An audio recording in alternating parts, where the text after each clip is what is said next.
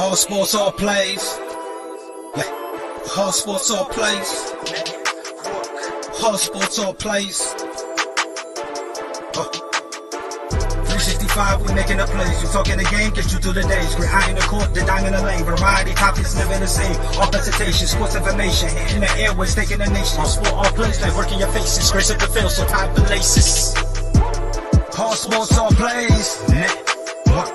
All sports, all plays. Network. We on top of our game.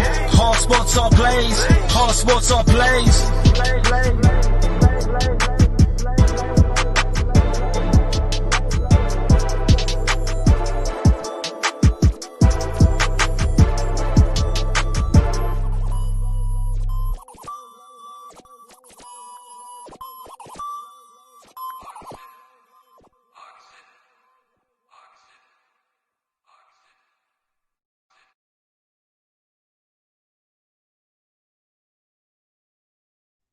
Yo, what is going on, everybody? This is another post-game show brought to you by the ASAP Sports Network. This is the Monday night post-game show, and I am joined tonight by none other than J-Mac, and I'm also joined by the none other than the very angry, doesn't really want to be here, mess around Dave because of how tonight went. So that's right. You're right. You're dang right. I'm right. So jumping into this, we get to recap that excellent, what you would call Chicago Bears versus Minnesota Vikings game. Excellent game, right? Trash. Absolute trash. I'm glad you said it first. Right. Yeah. So jumping into it. Mess around. I'll go ahead and I'll start with you because you are the Chicago Bears fan. We know how you feel about Nick Foles. We know how you feel about Mitch Trubisky. But honestly, watching tonight's game, man, that first half, whew, that was rough. The second half was even worse, man. This offense, this Chicago Bears offense looks absolutely dreadful. They look horrible. So I'll go ahead and I'll give you the floor, and you take it away, and you tell me how you feel. Man, this Bears offense is hard to watch, especially being a Bears fan. They don't do anything particularly well on offense. They don't run the ball. They can't throw the ball. They can't protect the quarterback. And even when they do, the quarterback holds on to the ball too long. They're just dreadful. It's a hot mess on offense. And I thought the best thing that happened was Nick Foles going down at the end. I know you never want to see a player get hurt, but I want Mitch back. All right, so wow. before I never thought I'd hear Chicago Bears fans say that. I want Mitch back. Yeah, me neither. So before we go any farther, J-Mac, I'm going to ask you. I want you to tell me. How can you win a T-shirt? I want to know. How can you win that ASAP T-shirt? Well, let me tell you. You got to do what this man over here, Brandon Herrera, the newest member of the ASAP network, by the way. Congratulations to you, Brandon. And you got to do what he does. You got to get on here. You got to comment. And you can comment anything. You can comment, hi, you guys are doing great. Love the network. Doesn't have to be a question. Doesn't have to be anything. That's what you do. And then you become the viewer of the month, and you get a T-shirt. Yeah. So, now, let's say this. If you cannot comment, because maybe people are just scared to, and worried about maybe comment, I'm not the best commenter. I'm not sure what to put out there. I don't want it to look dumb. How else can you get a T-shirt? Well, what you can do. Mess around. Oh, mess around. I'm sorry. You go ahead.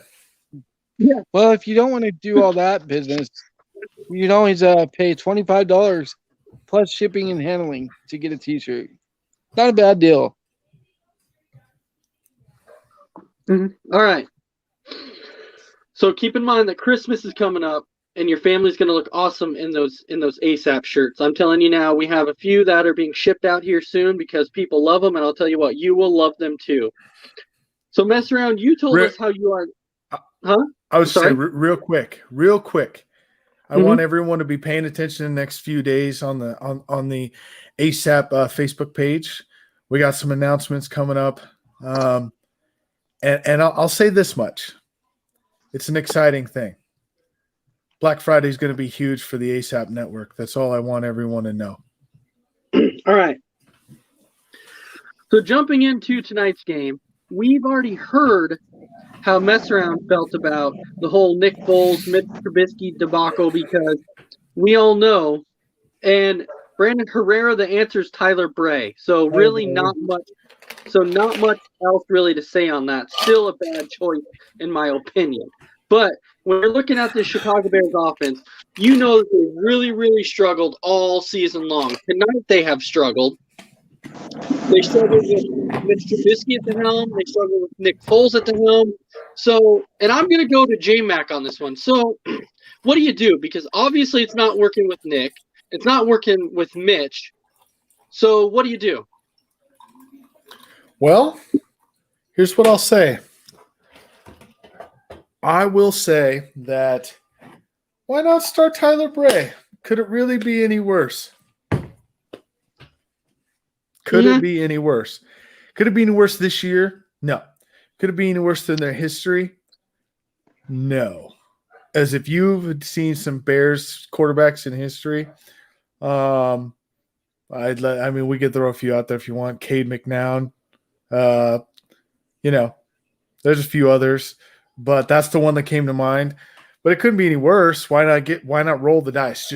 Just roll them in there. Go for Yahtzee. You might come up with a chance. Who knows? Now, Messaround, I want to get your opinion on this because, when it comes to NFL teams and the way that they're using players now, you kind of see the setups a little bit differently. You see teams now that are starting to actually use receivers a lot as running backs. And we actually saw that a lot tonight with Cordell Patterson. Being in the backfield, he ran a lot of plays in the backfield. How do you feel about that? How do you feel that they're using Cordell Patterson? Do you like it that they use him as running back and then they shift him out and then he's your kick returner and your punt returner? How do you feel about that? It's a failed experiment. It's one that hasn't worked for them. They need to go away from it. I thought they needed to give Lamar Miller more of a chance tonight, who is an actual running back. Patterson he's too big. The linebackers, everybody can see him. He can't hide. And he doesn't hit the holes fast enough. And he tries to make too much out of nothing when he has nothing there. He just goes straight forward, but he tries to dance around. So I think you just put him back at receiver and let him return kicks. If it wasn't for that kick return tonight, it would have been a 19-6 game. Yeah, so obviously when you look at this game, this was actually a big game for both the Chicago Bears and the Minnesota Vikings. This was a game that pretty much both teams needed, only due to the fact of how good Chicago was playing at the beginning of the season, not offensively, but defensively. They were winning a lot of games on the defensive side of the football. And then you had Minnesota, who started the season 1-5. They're now all the way back to 4-5, and Chicago's now at 5-5. So this was kind of a big game for both of them. And to be honest, Messaround, if you're a Bears fan and you know that this is a big game for Chicago, you have to just be sick to your stomach how Chicago came out and played knowing that this was a big game. Well, I've seen it all year. I've watched all their games, and this is unfortunately how their offense has looked all year. And they're not going to win many games unless they get the special teams touchdown or defensive touchdown. And their defense has to put them in short field positions for them to do anything because they're not equipped to go 80 yards down the field. They're just not.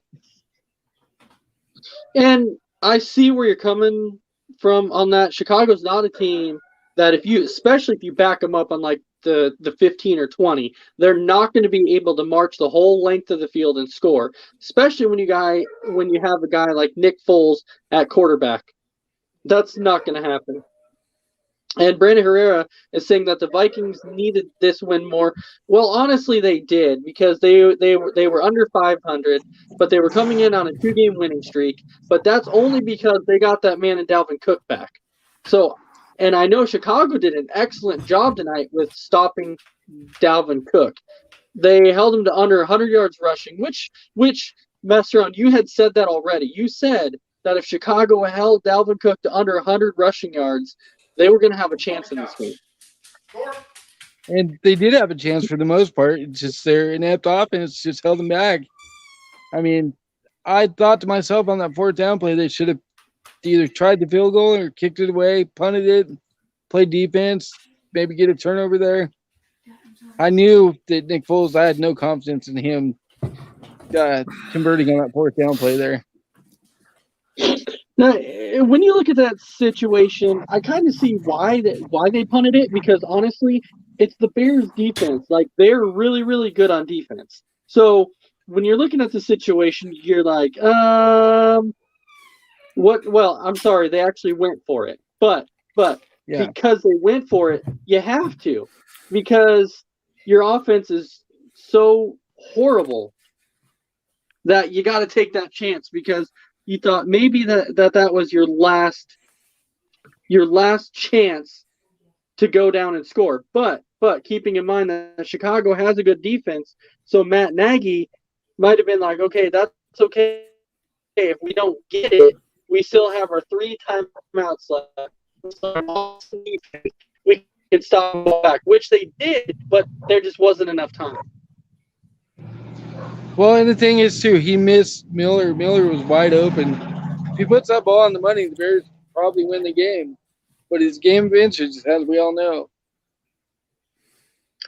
So, J-Mac, I know how you have felt about Kirk Cousins for a very long time. You have been very critical of Kirk Cousins in the past, especially in spotlight games. Now, tonight was one of those spotlight games, and mess around, even you said it yesterday and today.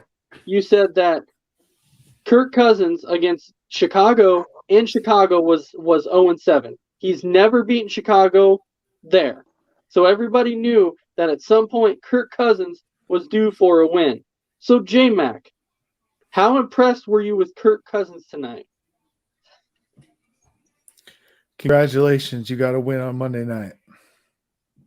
Well, yeah, that's my question. Like, you could tell, like, at the very end, he was pumped, because he's not only did he manage to beat Chicago finally after being 0-7 against them, but he managed to finally get a win on Monday Night Football. So that has to feel good for him. However, is that going to change pretty much the outcome of the season? I don't think so. Is that going to change that he's got such a bad rap in spotlight games? No. But now he's actually been able to win a spotlight game. The only spotlight game that I can really see him really winning, if you think about it, was last year against the Saints in the playoffs. That was pretty much his most impressive spotlight game or primetime game, was when they managed to beat the Saints. Okay, but So, we're talking about Kirk Cousins. Okay, first off, what kind of first name is Kirk? Let's start there. Captain Kirk. Like, Captain what Kirk. your parents didn't even like you enough to give you a regular name. They named you Kirk.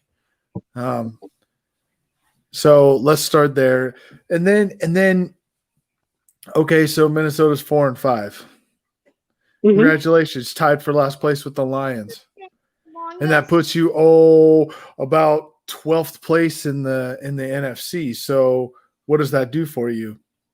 Nothing. And the Bears season is over too, because they're 5-5, and Green Bay's 7-2, and they still have to play Green Bay twice. Well, Green Bay already leads by 3. They have 3 less losses than Chicago. So they sweep Chicago, the season's over. They don't even need to sweep them. I mean, they probably beat them one time, and they have the division. So, yeah. So when you're looking at this Minnesota team and you've seen that they've been able to rattle off 3 wins in a row, they're now 1 game below 500. People are saying that their next 3 games that they have, they're not relatively tough games, because they are going they're going against the Cowboys team next week, and then in between that, they have a Can't think right off the top of my head who they're playing between that. But then right after that, they then play a Jacksonville team. So their next 3 games are not tough. So when you look at their next 3 Carolina. Yes, it's Carolina. It's Carolina. So when you look at their next 3 games, they could relatively get back to 7-5. Yeah, they could. And Green Bay, was supposed to beat Jacksonville like 45-10 too, but that didn't happen, did it? So we don't know what's going to happen. You play to win the game.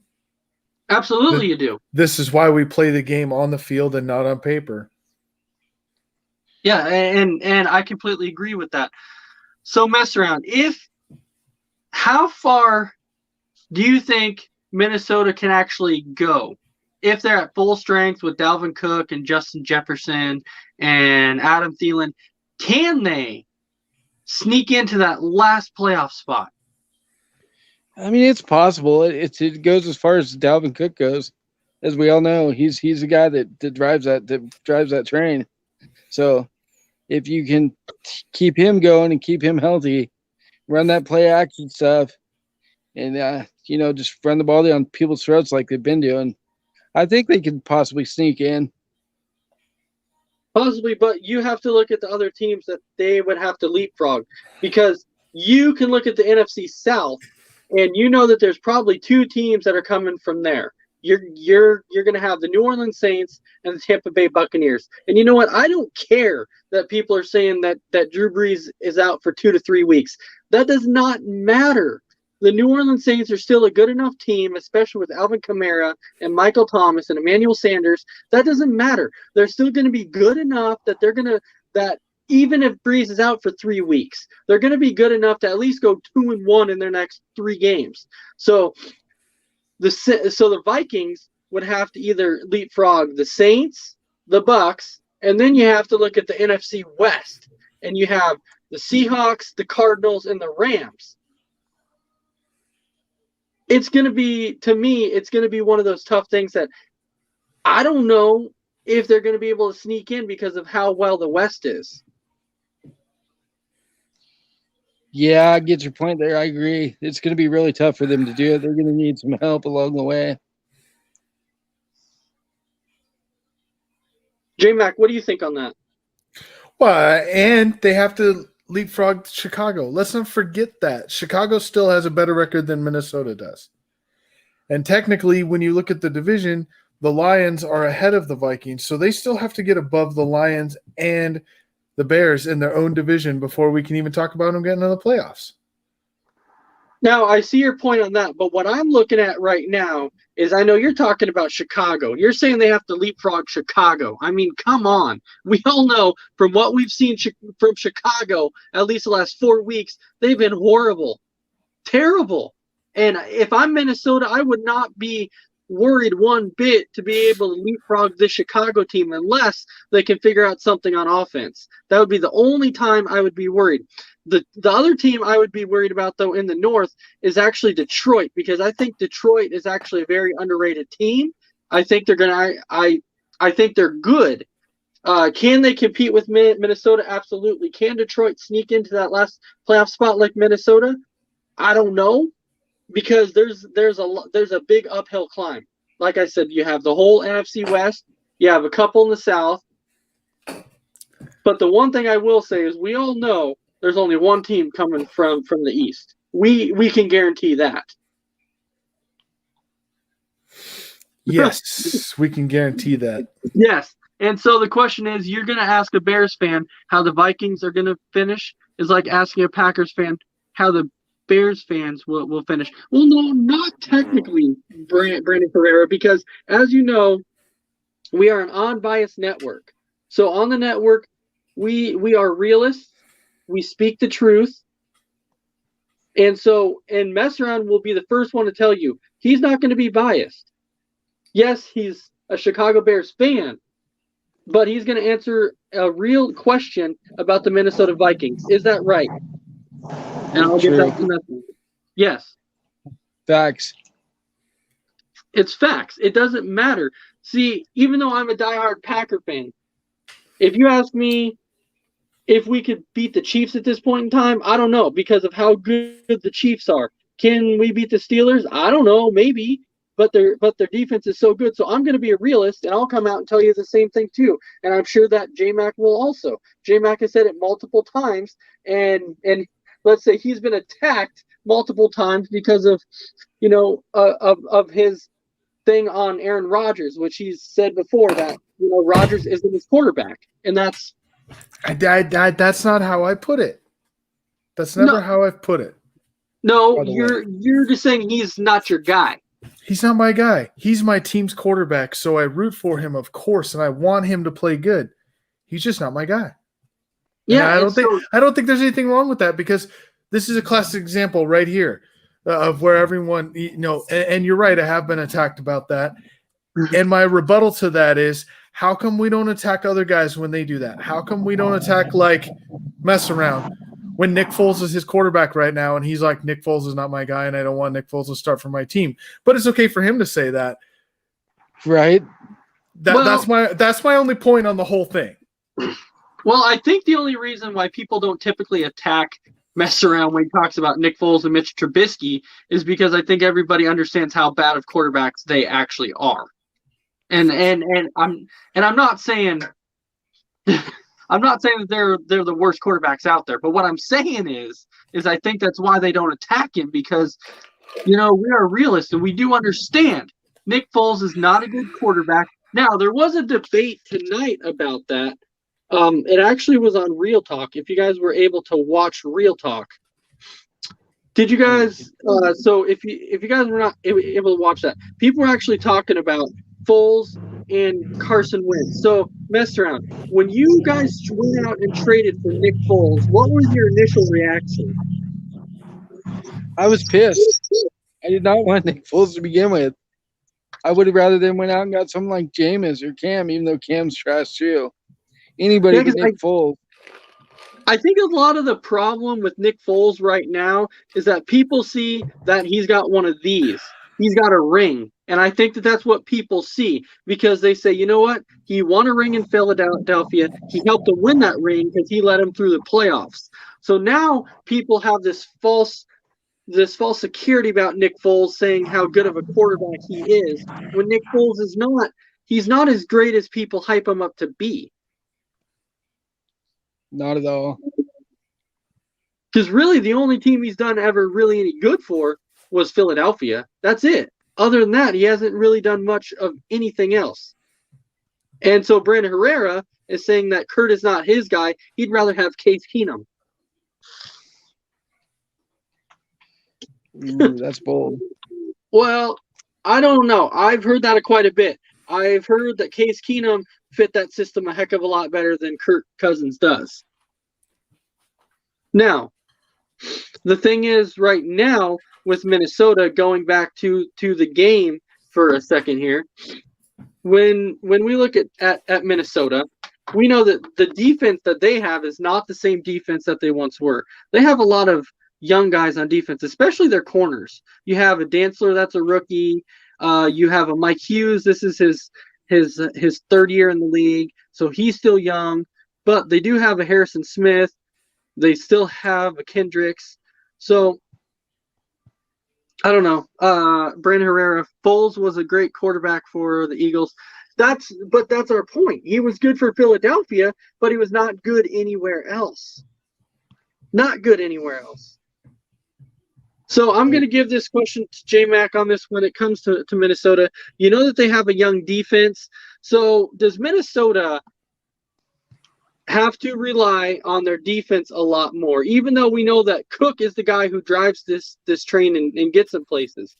But if Minnesota wants to make a push at the playoffs, they're going to have to step up on defense. Correct. False.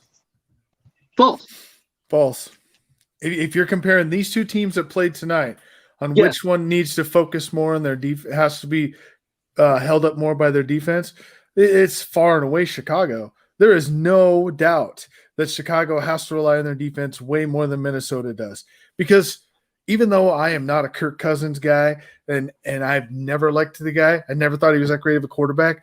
When he's on and you get Adam Thielen open and you got Jefferson open and you start hitting Kyle Rudolph and Dalvin Cook's going in a game, you're unstoppable in Minnesota.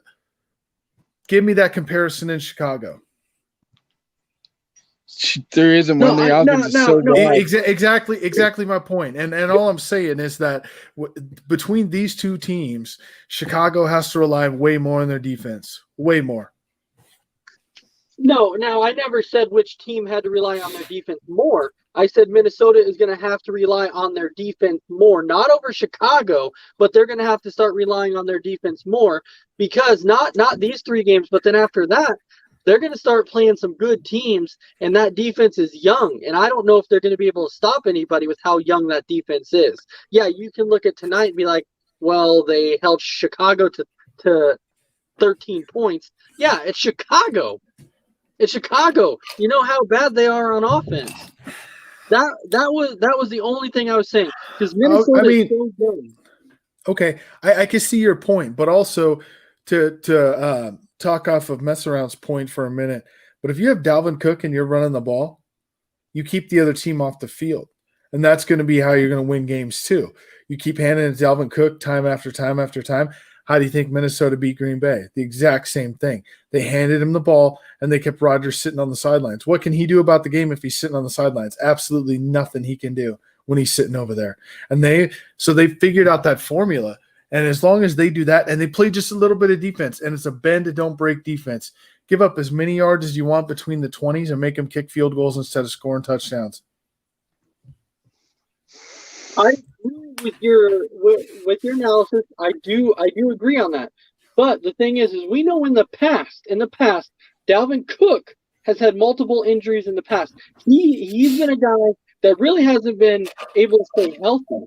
He's missed a lot of games. And so now if Dalvin Cook gets hurt, you have an Alexander Madison in the backfield. Madison is not going to be that same guy as Dalvin Cook. He cannot carry this Vikings team like Dalvin Cook can. So I'm just saying for sake, if Dalvin Cook gets hurt, then yeah, that Minnesota defense is going to have to step up because with Minnesota focusing on trying to run the ball so much, which is not a bad thing because it keeps good offenses off the field. We all know that. That's what's going to help you win a game is by keeping the good offenses off the field, by running that clock, running the ball, getting first down after first down after first down. But if Dalvin Cook gets hurt, I don't think that Minnesota can use that formula, and then their defense is going to have to step up.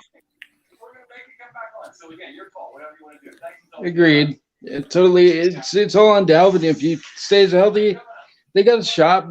But like we said earlier, they need a lot of help to get there.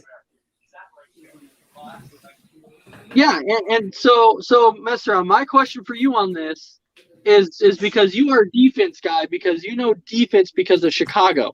So in your opinion, would Minnesota have a good enough defense if they had to rely on their defense? Do they have a good enough one? No, they don't. They don't have the pass rush to get to the quarterback. They lost Hunter. They traded away Yannick Ngakoue or whatever his name is. And Everson Griffin signed with the Cowboys. So they need to control the ball to win games. They need to keep their defense off the field because if you notice tonight, they played a lot of covered safeties playing deep to keep everything in front of them because they have those young rookie corners who are not experienced and not good yet, and they got beat deep a few times a few games ago. So they're trying to use that safety help to cover for those young corners. Yeah, and when you look at this Chicago team too, this is an offense that they can't really throw deep. Nick Foles does not have an accurate deep ball. He doesn't. And so it kind of surprised me in a way that they dropped the safeties back so far because of the main fact that Foles cannot throw a deep ball. And so it's hard for me to say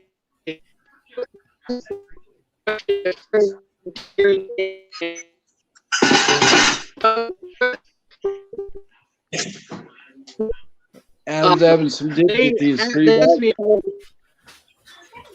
Yeah, I'm back. So my buddy asked me if I was impressed. Yeah, so they asked me if I was impressed with Minnesota's defense tonight, and I said no. And the reason why I wasn't impressed with their defense tonight, yes, they held Chicago to 13 points, but it was Chicago. So I don't know how you can base a performance tonight. Technically, they held Chicago to 6 points. Well, yes, right. Because of the punt return. I get what you're saying, but how can you still base this off of how good your defense is because you know a Chicago team can't score points? You really can't base it out there because Chicago's so bad on offense. So yeah, I mean, go ahead, D-Mac. I was just saying, I'm not saying you can base it off that. I was just pointing out they only gave up 6 points. Yeah, and so mess around. When you talk about Cordell Patterson and you said that experiment didn't work with him, I get where you're coming from because Cordell Patterson is a guy that you can rely on kick returns. That's basically what it is. And so that's his specialty. So that's what they should be mainly focusing on him is the return game. He's not really much of a receiver, and we've seen that. He's not. So Vernon Herrera said that Madison is a good back. I'm not saying that he's not a good back. I'm just saying that, once Dalvin Cook gets injured, if Madison comes in, that's a completely different offense. It's totally different. When Cook was out for those several games, Minnesota struggled mightily, especially Kirk Cousins. So looking at the Vikings defense, they have 13 guys either out or on IR. But that's been the story of this season. That has been the story of this season for so many teams. Look at the 49ers. Look at the Eagles. Green Bay was banged up in the last game on the defensive side of the ball. Don't you sit there and say that the Eagles' problems are the fact that they have guys out. I'm not going to deny that, but it's like Carson Wentz and Prince Harry switched lives for a year because there is no way Carson Wentz should be this bad. No, I'm not saying that it's based off of injuries. What I'm saying is, Brandon Herrera was talking about the 13 guys that the Vikings have injured. I get it. They have guys that are injured, but there's a bunch of teams in the league right now that have guys that are banged up, and it's what can you do? It's basically called next man up. That's pretty much what it is. But some teams don't have that depth that can do that. So, J-Mac, I know you're saying you can't say that, but I will let you touch on. I know you want to say something about it. I see you urging to say something. Well, say something about what? I'm sorry, you broke up a little bit. About Carson Wentz and the Eagles, because it seems like you've been wanting to touch on that. No, Wentz has been a turnover machine this year, and you got to think he's playing hurt. Something's wrong. It's just not the guy we've seen before. It's not the guy we've seen in the past. I just think that something's wrong. He's playing hurt. There's a reason why he's playing so bad because he's not this bad of a quarterback. I don't really think he is. Everyone has a bad year, so it could be that. It could just be his bad year. But so speaking of bad years, since we've already broke down the Monday night game, now we're going to talk a little bit about this weekend in the NFL. So the first one I want to touch on is probably the big surprise of the weekend. The New England Patriots beating the Baltimore Ravens. That was an upset that I don't think a lot of people saw coming. So honestly, because at the beginning of the year, if you remember, so many people were so hyped on this Ravens team that everybody's like, oh, look at this Ravens team. They're going to be a lot better than what they were last year. Watch out. But this Ravens team this year, they have not looked very good. At all. They haven't. People figured him out. It's Lamar Jackson. He's that running style of quarterback. Once you figure that out, absolutely. So mess around. What do you think is the problem with Baltimore? Well, the problem with Baltimore is like I said, teams have figured out that if you stop Jackson, you stop the Ravens because the guy can't throw the ball. He's not accurate. He's inconsistent when it comes to throwing the ball. So you take away Jackson's running ability, you can pretty much stay in the game with Baltimore and maybe even beat them. So right now, when you look at this Ravens team, because I was telling everybody too, because we even laughed about it when we were doing our picks and we went to Sunday night game and we're like, really? It's New England and Baltimore? We kind of all had a good chuckle and we're like, really? I think everybody has Baltimore because we know how this game is going to go. Yeah, we were all wrong again. We had to eat that humble pie again. So I think on that aspect, with this Ravens team, there it is. There's that humble pie. Thank you. Thank you very much, Nate. So when it came to that humble pie, I think we can all agree that Pittsburgh is running away with this division. And as bad as Baltimore has been playing, they're not going to catch the Steelers team. And I'll go with J-Mac on that. What do you think on that? Do you think Baltimore has any shot at catching the Steelers? Oh, for the division? No, that division's over. No, that division's over. One thing though, and I think I mentioned this to mess around yesterday, maybe. It's 2020 when the Raiders, the Browns, and the Dolphins are all 6-3. Yeah, right. Yeah, you do. That is a huge thing. So mess around. I'll let you touch on that for a second. Is this division over? Does Baltimore have a chance at catching Pittsburgh? I mean, you can never really say it's over until it's over, but Pittsburgh's playing good on every level. Yeah, they have only played a few good teams, but you can only play the teams that are on your schedule, so it's not their fault they haven't really played anybody good yet. I mean, they played the Titans, they played the Ravens, and they beat both of them, but yeah, I think Pittsburgh's going to run away with it. Yeah, and I saw Brandon Herrera just say that, it's lack of weapons on the Baltimore side. But here's the thing. If it's lack of weapons for Jackson on the Ravens, they pretty much have the same exact guys that they did last year. So how is Baltimore so good last year with the same weapons, but they're not as good this year?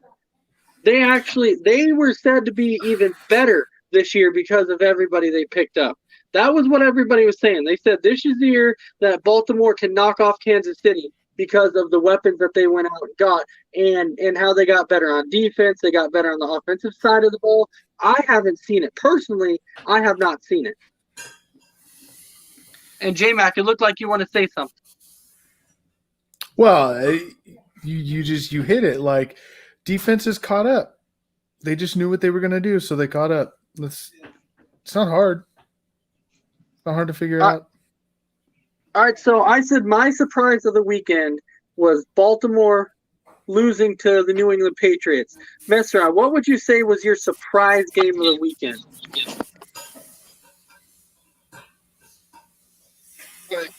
He's having some technical difficulties. So, J-Mac. Yeah? What would you say was your surprise game of the weekend?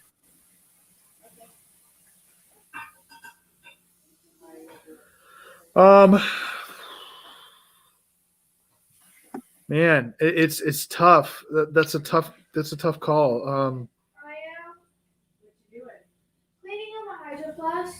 Probably the fact that probably Miami winning. I mean, yeah, they were playing the Chargers, but I don't know how you could see the Dolphins being 6-3, especially when you went from Fitzmagic to Tua. But I'll tell you, Justin Herbert for the Chargers, he right now hands down rookie of the year. The guy there's only two teams in the NFL that have not lost by more than a touchdown all season, and it's the 9-0 Pittsburgh Steelers and the 2-7 and the 2-7 Los Angeles Chargers. That tells you everything you need to know about Justin Herbert. He keeps them in every game. And again, maybe I'm being a homer because he's an Oregon guy, and not even just that he's an Oregon Duck, but he's from Oregon. Like he's from Eugene, Mm-hmm. and just to see the guy do good is great. But yeah, I think Miami getting a 6-3 is that's my surprise of the weekend. Yeah, and now keep in mind too that especially this week it was actually pretty good. Even saying that Herbert didn't even have his best game. He did not play well this weekend. He had like 150 yards passing.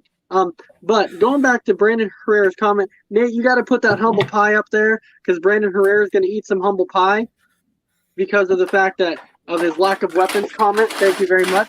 So Brandon Herrera, since you're new on the network, you just ate your first dose of humble pie, and I guarantee there will be many more to go on that one. So now we talked about the Ravens. We talked about the Dolphins and the Chargers. Chargers, I believe, lost each game by 7. So yeah, so it's We like did touch we on that. said, the Chargers have basically been in every single game. And I think when it comes to it, I was going to transfer, but since we're talking about the Chargers and we're pretty high on Herbert, I can tell you that now. When Herbert was at Oregon, I'll be the first guy to tell you, I didn't think he had the talent to do what he's doing in the NFL.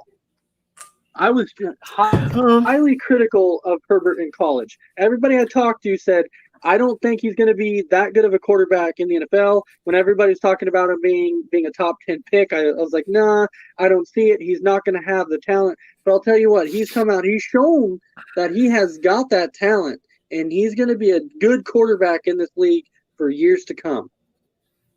Yeah, he's definitely their future. That there's no question. No question Justin Herbert is the future for the Chargers. Now, when we're talking about Rookie of the Year, you said Herbert to you. Would you say that Herbert's a lock? Because right now, I've got it pretty close. I've got it close between Herbert and Burrow because I don't think you can take Burrow out of the question. Now, I know they haven't really – it hasn't panned out to wins, but he's made the Cincinnati Bengals actually relevant, and he's actually kept them in games. Now, people are now saying because Tua is 0-3, they're saying if Tua continues to win, he can then leapfrog Justin Herbert and become Rookie of the Year. What's your thoughts on that one? Oh, if the Dolphins make the playoffs, Tua is the Rookie of the Year. It'll just be the way it is. I mean, whether or not that's the way it should be or whether or not that's the way that it should come out, that's the way it'll end up being, just because sometimes it comes down to a popularity contest or who was more for their team. Herbert's been the best for his team. Like, he's kept them in every game. He is what the glue that's keeping that team together. Tua is a matter of circumstance for him.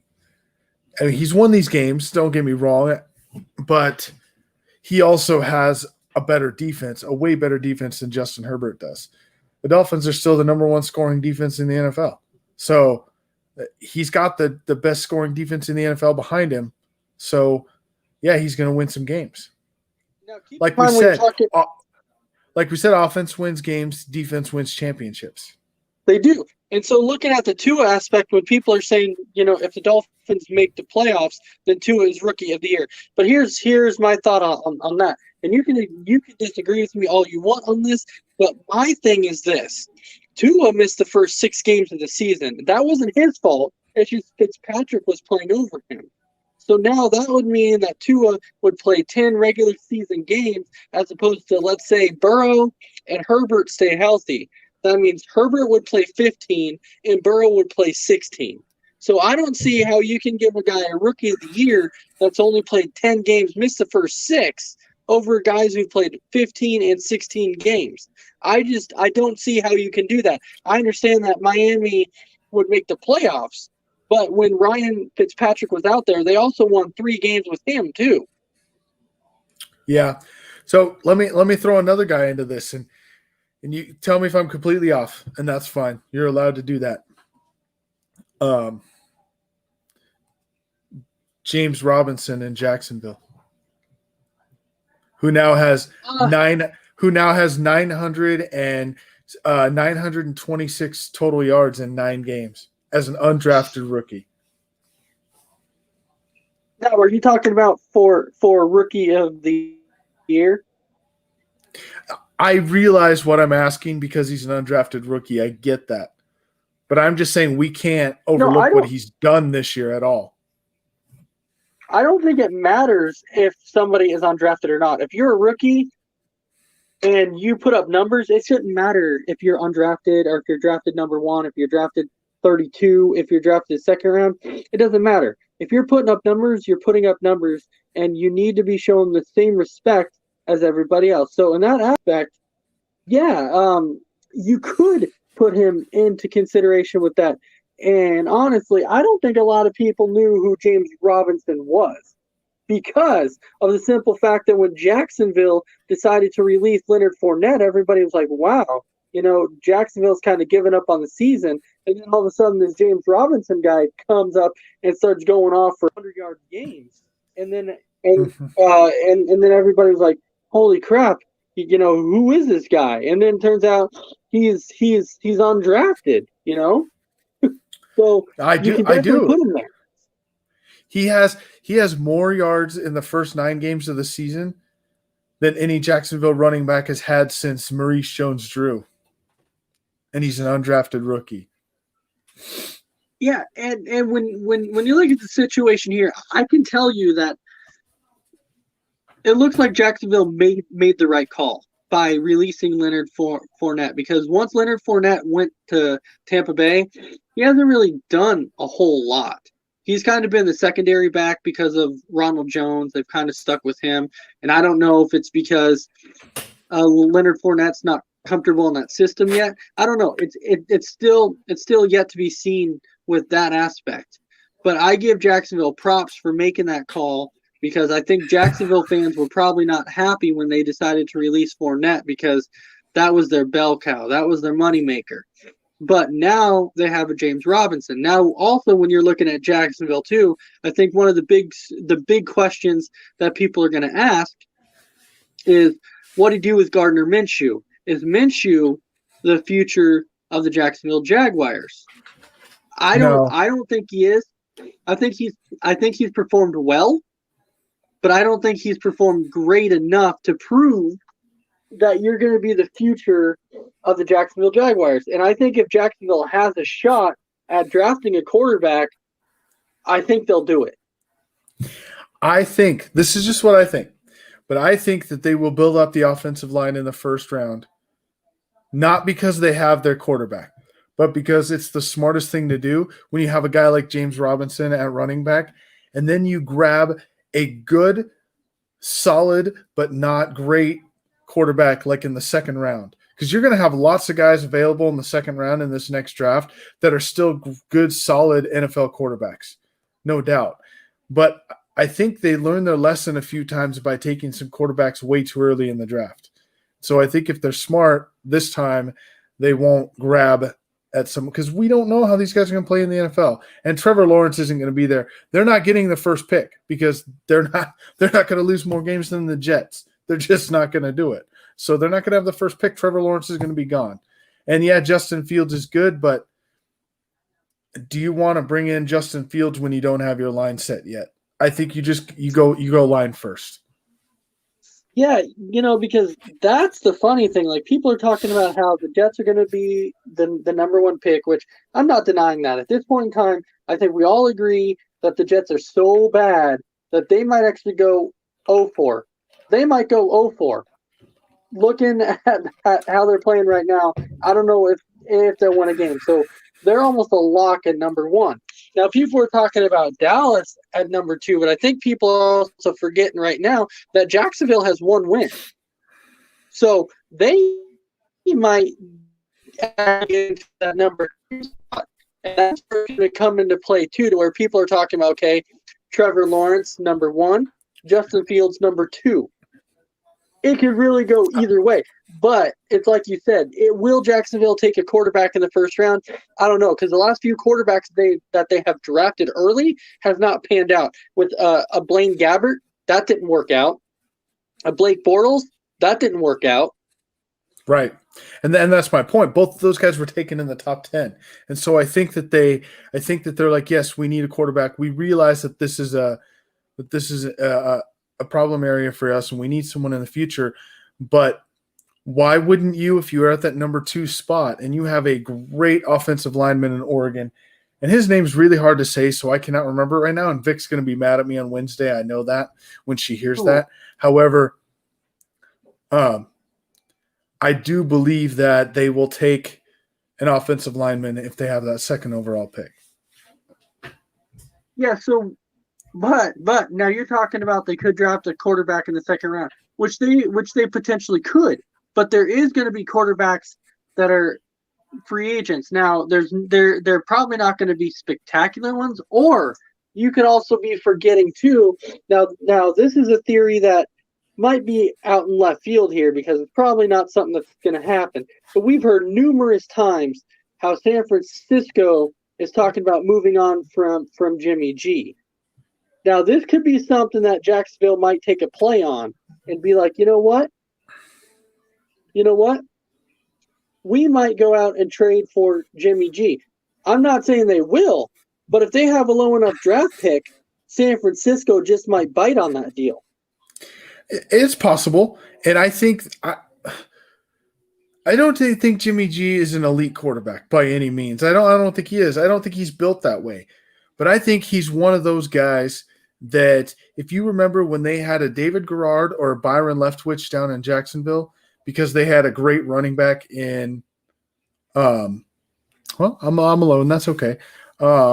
Nate, jump on for a minute.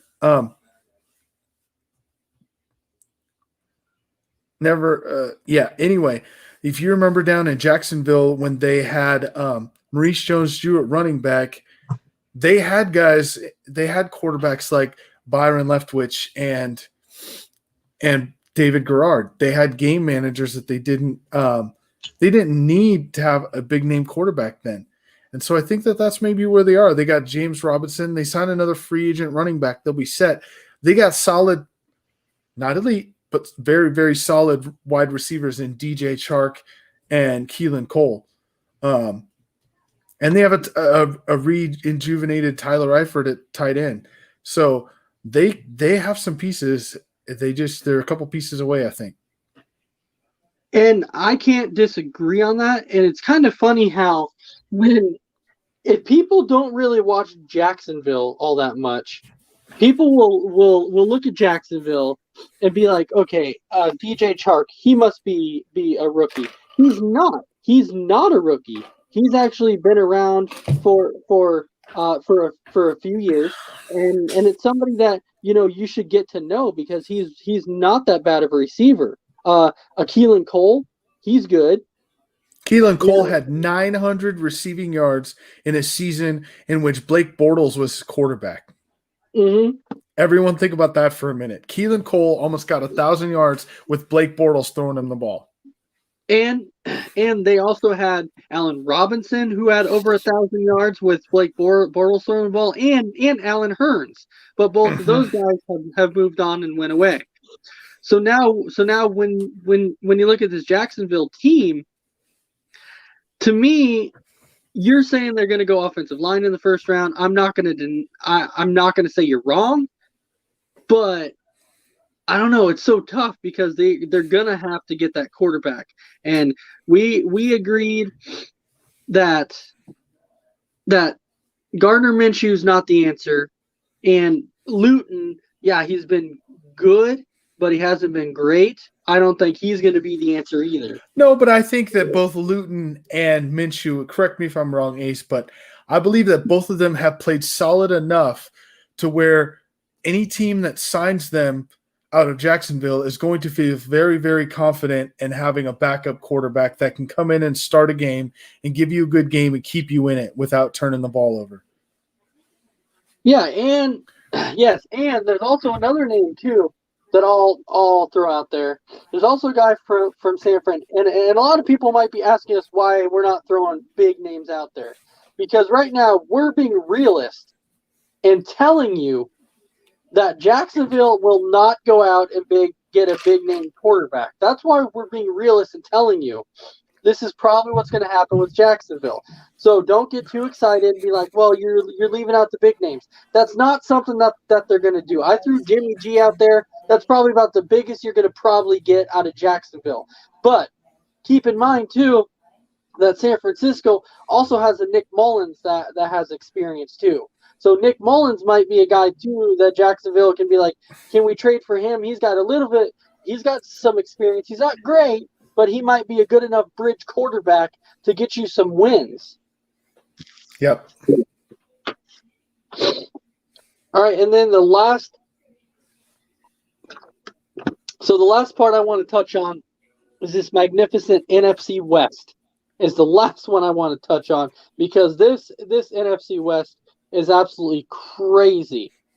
You have 3 teams with 3 losses. They're 6-3. You got Seattle at 6-3, the Rams at 6-3, the Cardinals at 6-3.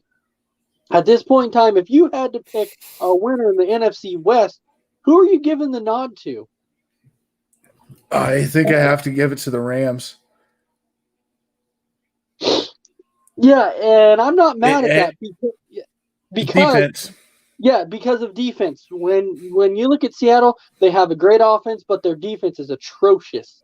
They have a horrible defense, and if they play against somebody that's going to score points, it could be a long day for them.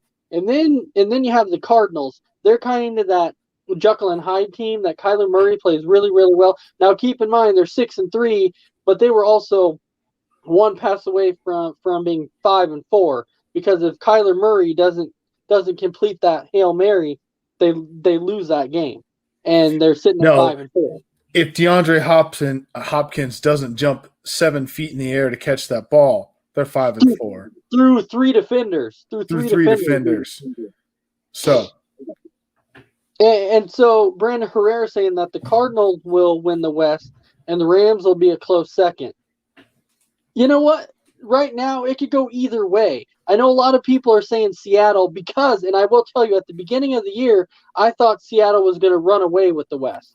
I really did because of how well that Russell Wilson was playing. Everybody said that Wilson was the clear-cut favorite for MVP. But the last 3 or 4 weeks, you've kind of seen him come back down to earth. And in the last 3 games, Wilson's thrown like nine touchdowns to 7 interceptions in the last 3 or 4 games. So he has not been the usual Russell Wilson. And he's going to have to get back into form for Seattle to be able to win the NFC West. For sure. So if you had to say right now, and I'm going to put you on the spot with this, because you said the Rams were going to win the West. And before I move on to my final question, I'll say my prediction, I actually said it today too. I also picked the Rams to win the West based off of defense. So because we mentioned MVP and how Russell Wilson was the clear-cut favorite, if you had to give an MVP right now, who would your MVP be? Oh, man, that's a tough. We talking whole NFL? Whole league? Whole NFL. Man, I got to go Aaron Donald. I don't think anyone's meant more to his team than Aaron Donald has. It's tough. But I think Aaron Donald, a defensive player, I know that it's very hard for them to win the MVP. I get it, but I don't think you'll see it. I mean, you're going with Aaron Donald. I've said it too. I've said Aaron Donald should win MVP at some point because of how dominant this man is. He wrecks a game. Like, he completely takes over a football game. So at some point, he's got to be in consideration for MVP. But I don't see it happening because they're so focused on quarterbacks or running backs. I don't really see anything else changing. The last running back to actually do it was Adrian Peterson, and that was actually a shock to me when they gave it to him because the MVP is so quarterback heavy.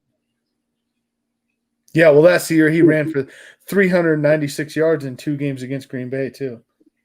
Yeah, and if you remember, that was the same year to where he came within like 7 yards of the record when the Vikings were like, okay, we're going to go ahead and kick a field goal and win the game. I'm like, dude, he's 7 yards away. That was, yeah, he was like 7 yards away. They had a minute something left in the game, and they're like, we're going to kick a field goal. Even as a Green Bay fan, I was like, what the hell? Yeah. You got to give the guy a shot at the record. Right, because that's going to be a record that I don't foresee being touched in a long time. So that was his chance to break it, and I felt so bad for him. Like you're saying, as a Packer fan, I'm like, man, you got to give him that ball. You got to give it to him. You got to do it. So MVP right now, it's really, really close. It can go several different ways. You went with Aaron Donald on defense. Not going to deny that. He's put up numbers. You can look at Patrick Mahomes. He's done great. You can look at that bad man in Aaron Rodgers. He's done great. He's put up spectacular numbers. Russell Wilson's taken a little bit step back. I know people want to throw out Tom Brady, but he just hasn't had those typical numbers like he should with all the weapons he's got. So that's why I'm not going to throw him out there. Maybe you could even consider putting Big Ben in that category too, because he's got 22 touchdowns. He's got 22 touchdowns and only 4 interceptions. So I don't know how you could not put Big Ben in that category also. Well, you have to. And then that was kind of my point. That's where I was going to go next. Was Aaron Donald is probably the clear-cut favorite, but like if I had to pick a top 5, I got Aaron Donald. I'd probably have Big Ben at that point, and then after that, it's kind of a drop-off, but I think right there close in third would be a Rodgers, and then you'd have like probably like a Josh Allen, and DeAndre Hopkins would be my 5th pick. Whew, DeAndre Hopkins. So I was surprised that you did not put a Patrick Mahomes in the top 5. I just don't think he's had – I mean – I don't know how to describe it. Patrick Mahomes is Patrick Mahomes. Let's say that. And I don't think this year, because of the things he did last year, and it's sad to say because he's still like an all-world player, but I think just with everything and the way he's played, it's like it's just another Patrick Mahomes game. Mm-hmm. If that makes sense. It's kind of like Rodgers still plays really good in some games. I mean, he's terrific in some games, let's face it. When he goes out and throws for 350 yards and 4 touchdowns, you're like, well, it's Rodgers. But it's almost like it's expected now from those guys to do that. And so you're not as impressed when they do it. So that can be frustrating at times, I get, but that's just kind of how I see it, you know? No, I completely agree with you. Okay, so with that being said, we are out of time for tonight. So, J-Mac, I'll go ahead and give you 30 seconds to go ahead and say whatever it is you got to say. So right now, go ahead. Check us out on the ASAP Sports Minute on Wednesday. We got a great show lined up for you. We hope you all can make it. We appreciate you watching tonight. Welcome to the team, Brandon Herrera, and all the other guys on the network. We couldn't do this without you. We're going to grow this thing, and we appreciate every one of you. All right, and I want to thank everybody for watching. It's always a pleasure to have you guys watch, and when you comment, and it's so spectacular, I really hope you guys enjoy our shows. If you want a shirt, please reach out to us and just let us know. Even if you can't win a free one, that's okay. You can still buy one. Just let us know, and you will get your ASAP shirt ASAP. So please watch Real Talk tomorrow night. It's going to be awesome. And then watch Sports Minute on Wednesdays. There's going to be some awesome topics because I cannot wait for one of those topics. Because being a diehard Packer fan, you know what's coming on Wednesday? The top 5 Packer quarterbacks of all time. So I cannot wait for everybody to hear my list. And I cannot wait for J-Mac's list either. I am waiting on that one. So I hope everybody has a great night, and we will see you later.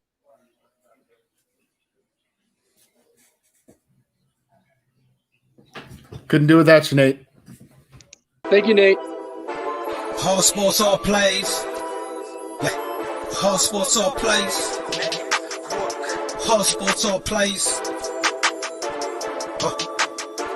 365, we making a plays. You talking the game, get you through the days. Great eye in the court, the dime in the lane. Variety, topics never the same. All presentation, sports information. In the airways, taking the nation. All sport, all plays, like working your faces. Grace at the field, so tie the laces. Hard sports all plays. Network. Hard sports all plays. Network. We on top of our game. Hard sports all plays. Hard sports all plays.